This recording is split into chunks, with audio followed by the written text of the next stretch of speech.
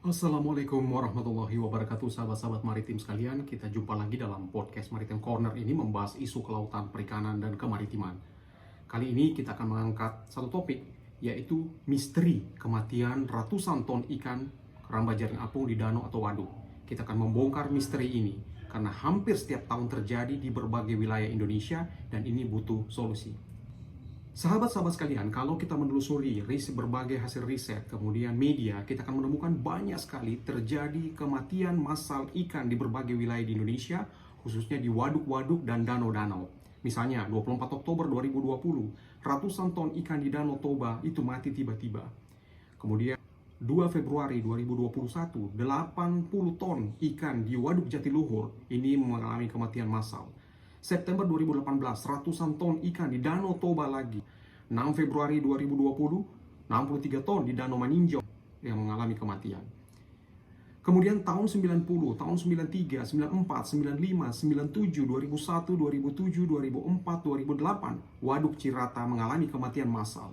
Ini sangat intensif, berulang-ulang. Dan berbagai lokasi lainnya juga mengalami hal yang sama.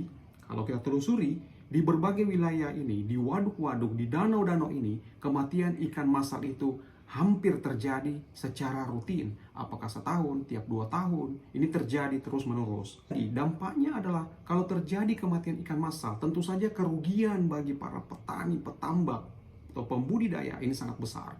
Ada yang mulai dari ratusan juta rupiah sampai miliaran rupiah. Ini kerugian yang dialami secara ekonomi. Dan mereka juga terlambat bereaksi, tidak sempat mengantisipasi. Tahu-tahu ikan sudah mati semuanya, mereka tidak bisa bereaksi. Ada juga yang masih sempat, mereka melakukan panen sebelum waktunya. Ikannya belum seukuran panen, terpaksa dipanen dengan kemudian dijual dengan harga yang sangat murah sisanya.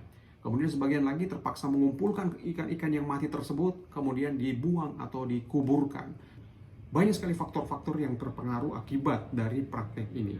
Untuk itu kita akan mengungkap misterinya. Apa sebenarnya penyebab dari hal ini? Sahabat-sahabat sekalian, membuat keramba jaring apung atau tambak budidaya merupakan salah satu opsi pemanfaatan sumber daya pesisir di Indonesia. Nilai ekonominya sangat tinggi, memberikan manfaat protein dan juga secara ekonomi. Sehingga ke depan orang akan banyak beralih ke budidaya. Berbagai pola-pola peningkatan budidaya dan upaya teknologi segala macam berkembang sangat-sangat. Indonesia sejak puluhan tahun juga sudah mengembangkan model-model perikanan budidaya, termasuk keramba jaring apung. Nah, ketika mereka membuat keramba jaring apung, ini biasanya mencari lokasi yang tenang, kemudian kondisinya mendukung, kemudian jenis komoditasnya sudah diantisipasi. Ada yang berbagai bentuk, misalnya ikan kerapu untuk di laut, ada juga yang misalnya nila atau berbagai sejenisnya untuk di perairan darat. Besaran KJA yang akan dikembangkan juga biasanya sudah didiskusikan. Apakah kita berbicara satu ukuran yang sangat besar, ataukah dia cuma 4 berapa petak, 3x3 atau 4x4 atau berapa petak sesuai ukurannya, atau bisa juga mencakup kawasan yang cukup besar. Kemudian biasanya didiskusikan tata kelola, bagaimana kepadatannya, kemudian pakannya, makanannya, bukan hanya pakan, kadang-kadang ikan runcah menjadi alternatif, bagaimana memeriksa kualitas airnya, teknisinya siapa, pembesarannya hingga panen bagaimana, kemudian pemasaran dan harganya seperti apa, kemudian barulah tambak tersebut dijalankan. Pertanyaannya, mengapa masih kecolongan? Sudah punya kalkulasi, sudah punya perhitungan, sudah punya proses dan pengalaman yang sangat tinggi, kok masih kecolongan sehingga ada kematian ikan massal dalam jumlah yang sangat besar tersebut? Mari kita telusuri lebih lanjut. Sahabat-sahabat sekalian, ada yang sering luput dari perencanaan kita. Karena begitu tergesa-gesa, begitu kita menguasai substansinya, sehingga kita luput ke beberapa hal. Yang pertama, kita lupa menghitung daya dukung perairan, carrying capacity. Berapa sebenarnya total keramba jaring apung yang memungkinkan untuk ditaruh di waduk atau danau tersebut? Karena kalau tidak, semua orang melakukan upaya KJA di sana, ini akan mempengaruhi dan tentu saja melebihi carrying capacity yang ada. Yang kedua, kita kadang-kadang tidak memeriksa lokasi dengan benar. Kondisi kesuburan perairan, ini kita masuk ke situ langsung melakukan budidaya. Padahal kita harus mengecek. Ada lokasi yang oligo, meso, atau eurotropik. Ini satu peristilahan di mana terkait dengan kesuburan plankton yang ujung-ujungnya nanti berpengaruh kepada oksigen dan segala macam. Kalau untuk efektifnya, KJA itu idealnya paling di level oligo dan mesotrofik. Begitu dia masuk eurotrofik, di mana tingkatnya begitu tinggi kepadatannya, ini biasanya tidak efektif lagi. Selanjutnya kita juga kadang-kadang jumlah pembudidaya berkembang berapa banyak. Apa kita berbicara 10, apakah 100, ataukah 1000, ataukah 10.000 KJA yang akan dikembangkan di lokasi tersebut. Kemudian dampak dari perlakuan ke KJA tersebut. Apakah pakannya, bagaimana kita memproduksi pakan, bagaimana kita misalnya memberikan pakan kepada ikan tersebut, seberapa intensif, jenisnya seperti apa, ini sangat mempengaruhi. Kemudian ada juga faktor yang kadang-kadang tidak kita pikirkan adalah faktor alam setempat. Kita masuk ke in situ langsung melakukan budidaya, tapi sekeliling ternyata banyak faktor-faktor yang mempengaruhi. Kemudian yang terakhir yang jarang dipertimbangkan dalam perencanaan adalah sistem respon cepat atau mitigasi kalau terjadi kematian massal atau misalnya terjadi persoalan-persoalan yang tidak diharapkan. Sahabat-sahabat sekalian, kalau kita telusuri, ternyata ada kemiripan pola kematian massal ikan dari satu tempat ke tempat yang lainnya dalam waktu juga yang cukup polanya cukup kelihatan. Beberapa hal yang mengemuka. Yang pertama adalah didahului kematian ikan massal tersebut biasanya didahului dengan hujan lebat berhari-hari, kemudian ada mendung yang cukup menggantung, angin yang cukup kencang. Ini beberapa lokasi mengalami seperti ini dari waktu ke waktu. Kemudian yang kedua adalah pemberian pakan yang intensif. Begitu intensifnya, ini kadang-kadang juga apalagi jenis pakannya misalnya tidak pas, ini bukan tipikal yang mengapung, ada yang langsung tenggelam sampai ke dasar. Pakan itu bertumpuk di dasar. Kemudian jumlah petambak, ini banyak sekali, ribuan. Jadi berbagai lokasi-lokasi yang ada yang sering mengalami ini, umumnya kerapatan pelaku-pelaku KJA-nya cukup tinggi, ratusan bahkan sampai ribuan. Ada lagi persoalan lainnya adalah kadang-kadang padat penebaran di KJA ini tidak sesuai dengan ketentuan yang ada. Karena satu lokasi atau misalnya satu tambak, satu kolam, satu kotak, itu biasanya punya jumlah atau jenis yang atau jumlah yang realistis untuk penebaran tersebut. Apabila tidak sesuai, ini makanya ada kondisi yang terganggu. Kemudian ada juga kondisi di mana ada tercium bau kurang enak di sekitar lokasi. Ini bisa jadi lokasi tambaknya atau budidaya tersebut, bisa juga lokasi sekelilingnya yang biasanya ada faktor-faktor lain yang mempengaruhi. Kemudian selanjutnya, ada aktivitas limbah atau reservoir di sekitarnya. Biasanya ketika kita ke danau atau kita ke sungai, itu ada di danau itu biasanya ada aliran-aliran sungai-sungai kecil atau aliran limbah yang masuk ke danau atau waduk tersebut. Di mana di ujung ini kadang-kadang sudah ada aktivitas domestik, kadang-kadang aktivitas industri, kadang-kadang ada pertanian, kadang-kadang ada peternakan, kadang-kadang banyak aktivitas di darat. Inilah yang bermuara ke tempat-tempat tersebut. Itu termasuk tidak adanya kalender yang ketat. Jadi pola penanaman atau penebaran benih atau itu tidak memperhitungkan kalender secara baik. Dan juga luput dipertimbangkan adalah kadang-kadang lokasi dan kedalaman air tidak terlalu ideal, sehingga menyebabkan faktor-faktor terbatasnya lebih intensif di situ. Apa faktor pembatas dari keramba jaring apung ini? Ketika kita berbicara tentang keramba jaring apung, jadi faktor utamanya itu adalah kualitas air. Semuanya terkait kualitas air. Begitu kualitas airnya bagus, kemungkinan untuk tumbuh suburnya itu semakin bagus, apalagi ditunjang dengan pakan yang baik.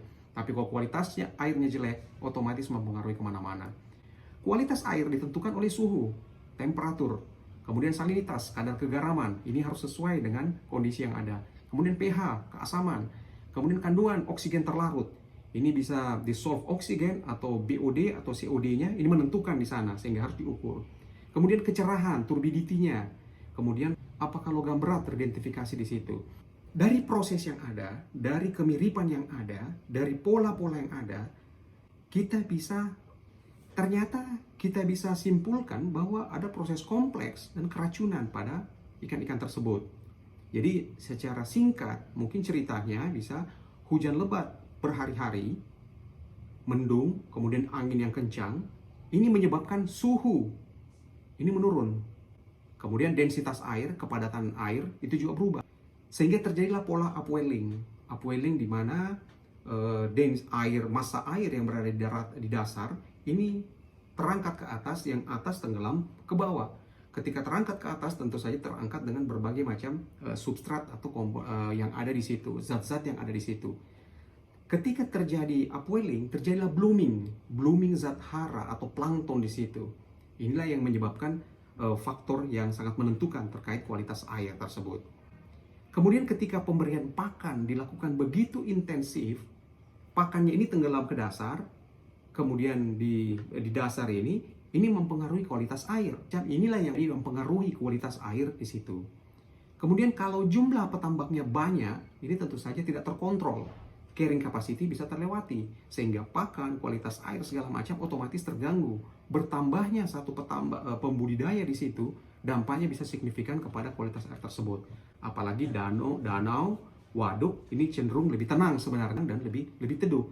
Sehingga adanya jumlah petambak yang tidak terkontrol, ini pasti mempengaruhi kualitas air di sana. Selanjutnya, adanya aktivitas limbah atau reservoir di sekitarnya, misalnya peternakan, pertanian, itu tadi, menyebabkan pencemaran.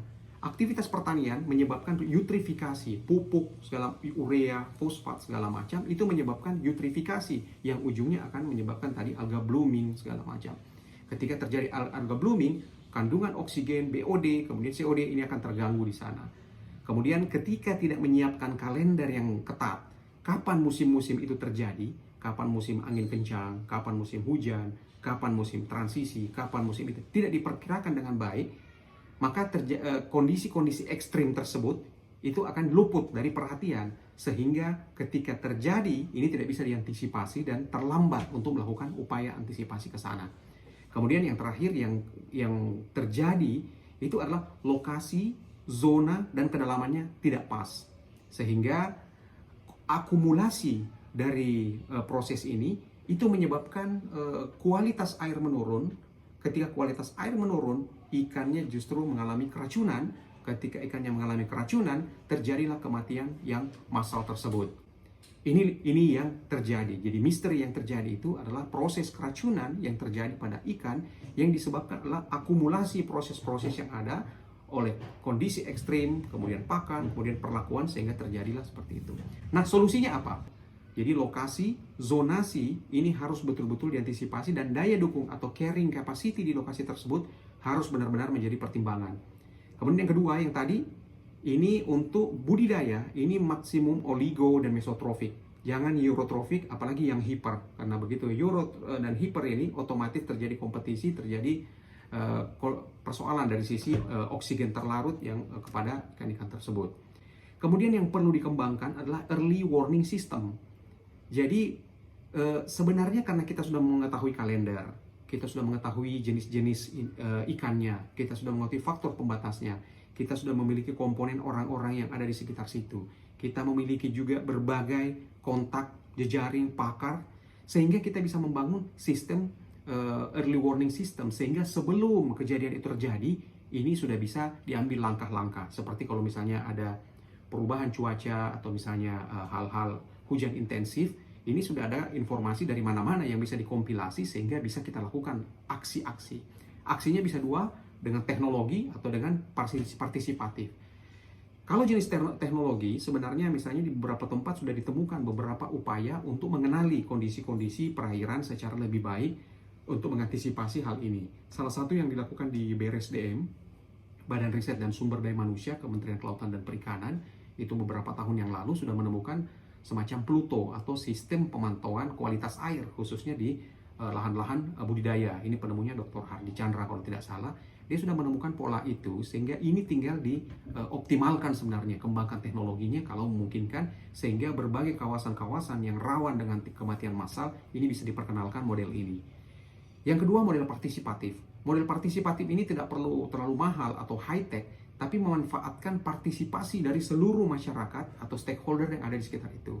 Pola kerjanya yang mirip-mirip lah, misalnya dengan kentongan kebakaran atau kentongan pencuri di suatu desa, di mana kalau ada indikasi-indikasi kematian ikan massal, atau misalnya ada perubahan cuaca mendadak, atau misalnya ada hal-hal yang dicurigai bisa memicu kematian ikan itu, maka ada sistem respon yang dilakukan oleh masyarakat untuk segera melakukan konsultasi dan bisa mengambil langkah-langkah di lapangan, memindahkan lokasinya, menggeser lokasi kerambanya, atau melakukan pengambilan sementara atau hal-hal lain yang dimungkinkan. Nah, model early warning system ini sangat penting diterapkan supaya nantinya tidak terjadi kerugian yang sangat besar. Kemudian pola makan ini harus dikendalikan. Kadang-kadang ikannya tersebut kita tidak tahu apakah kita berikan makan terlalu banyak, apakah kurang, ataukah belum mencukupi, sehingga terjadilah pemberian yang berlebih tersebut. Kemudian jenis pakannya juga ada yang terapung, ada yang tenggelam, ada yang muda, ada yang menarik ikan, segala macam. Ini biasanya sudah ada pakar-pakar pembudidaya yang menguasai hal ini, sehingga perlu memastikan di lokasi-lokasi budidaya tersebut pola pakan, jenis pakannya, dan lain-lain perlu diantisipasi. Kemudian kepadatan tebar keramba jaring apung. Ini jangan sampai kepadatannya terlalu tinggi, harus sesuai dengan standar yang diberikan.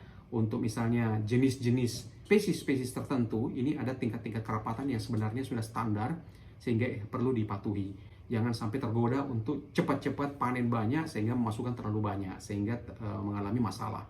Kemudian jumlah KJA-nya, karena sudah ada daya dukung tadi, jumlah KJA, keramba jaring apungnya, harus dipastikan tidak melewati carrying capacity.